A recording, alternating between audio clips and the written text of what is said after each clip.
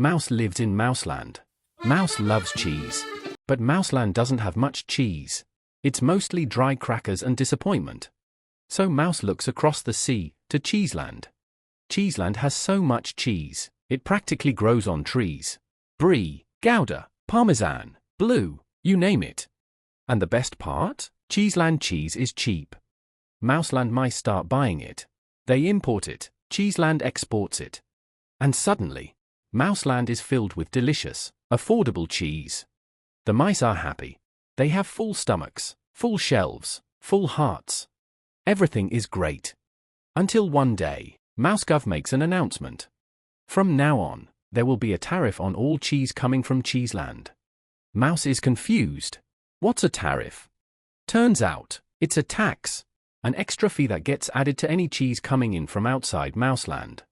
So now, when Mouse buys cheese from Cheeseland, he's not just paying for the cheese, he's paying a little more to the Mouseland government, too. It's like ordering cheese pizza and getting hit with a foreign dairy fee. Suddenly, the same cheese is more expensive. The Cheeseland sellers didn't raise the price, but now Mouse has to think twice. Should he still buy the good cheese? Or switch to local cheese that's not quite as good, but doesn't have the extra fee? Mouse is frustrated. But the local cheese shop is thrilled. Now they can finally compete. The imported cheese isn't cheap anymore. They raise their prices too, not too high, just under the new imported price. Less competition equals higher prices for everyone. And quality? Well, with fewer options, local sellers don't have to try so hard.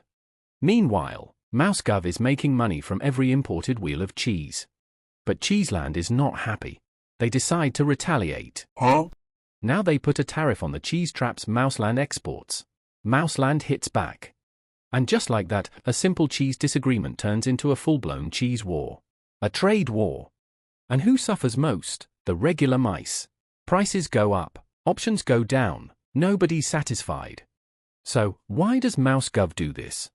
Sometimes they want to protect local cheese industries, even if the cheese is rubbery and smells weird. Sometimes it's to pressure Cheeseland in a negotiation. Drop your tax, or we'll raise ours.